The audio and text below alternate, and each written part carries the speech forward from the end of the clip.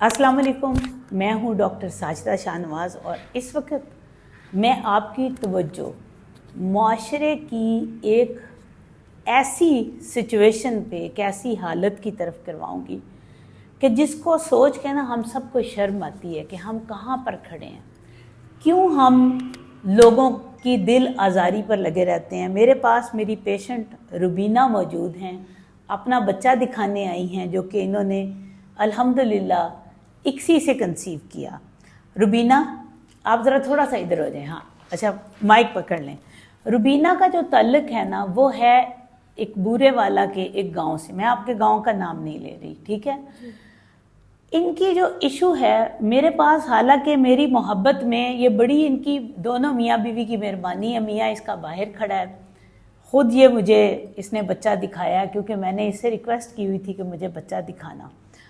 और वो कहना चाह रही है कि डॉक्टर साहबा, मेरे सास ससुर, माँ बाप, बहन भाई, सबको ये ना पता चले कि मेरा बच्चा IVF से हुआ है। रुबीना, सच सच बताओ, तुम्हारी सास को तो पता होगा ना कि मेरे बेटे के जरसूमे कम है? जी। ये बात पता थी? जी। और तुमने बताया तुम्हारी सास नबीना भी हैं, ठीक है। अब पास कर लो ना, माइक पास कर लो।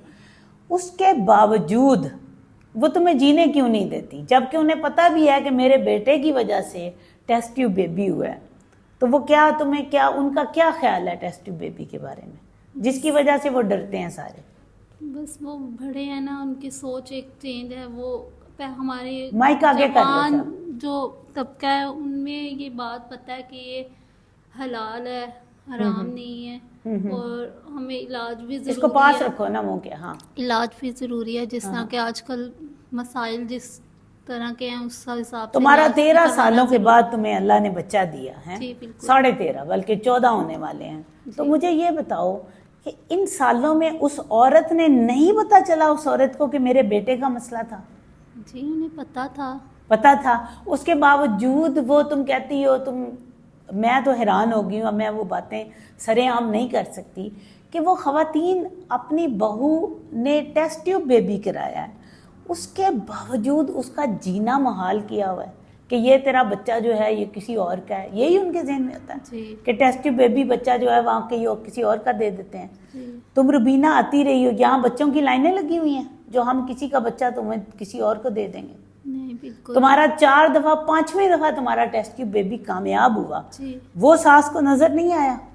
जी, बस वो उनको पता नहीं है ना, इस बारे में नॉलेज नहीं है इतनी। अगर हो तो फिर वो तुम पढ़ी लिखी हो, तुमने नॉलेज दिया था? कह नहीं सकते, लेकिन उनके इसको पास रखो ना, ये तुम मेरी तरफ कर रही हो। उनके बस दिमाग में ये बात है ना कि ये पता नहीं ऐसे पैदा करवाना बच्चा, ये पता नहीं ठीक नहीं है, ठीक नहीं है। तो वो लोग, आप लोग जितने मेरा पैगाम सुन रहे हैं, पहले आप लोग तमाम उम्मत मुसलमा के और पाकिस्तान के जो हमारे बड़े बड़े उलमा हैं, उनके पहले फतवे देखें कि टेस्ट ट्यूब बेबी एन जायज़ है, स्टेम सेल एन जायज़ है। क्यों? स्टेम सेल आपकी अपनी बॉडी से ही आपकी अपनी बॉडी तक का सफ़र है। हर वो खुलिया जो आपकी अपनी बॉडी से शुरू होता है और आपकी बॉडी तक ही उसको हम रखते हैं और उसमें कहीं और नहीं लेकर जाते, वो जायज़ है। और मियाँ बीवी का नुतफ़ा अगर मैनिपुलेट किया जाए और वो बॉडी में रखा जाए तो वो जायज़ है 100%। इसको, मेरी बात को ना देखें, इसको आलम इस्लाम के जितने फतावा हैं उनको गौर से देखें। अगर आपको ये चीज़ नाजायज़ लगती है तो करवाएं ही ना। पहले आपने उसी बहू का, क्योंकि आपके अपने बेटे के 4 मिलियन काउंट थी जो कि एंड पे 1 मिलियन तक रह गई थी, आपने करवाया। जब बच्चा हो गया तो उसको आप ताने दें कि ये तो किसी और का बच्चा ले आई है। मतलब मेरी समझ से बाहर है कि हमारे मुआशरे में ये क्यों है। तुम्हारे मियाँ का क्या है रद्द अमल?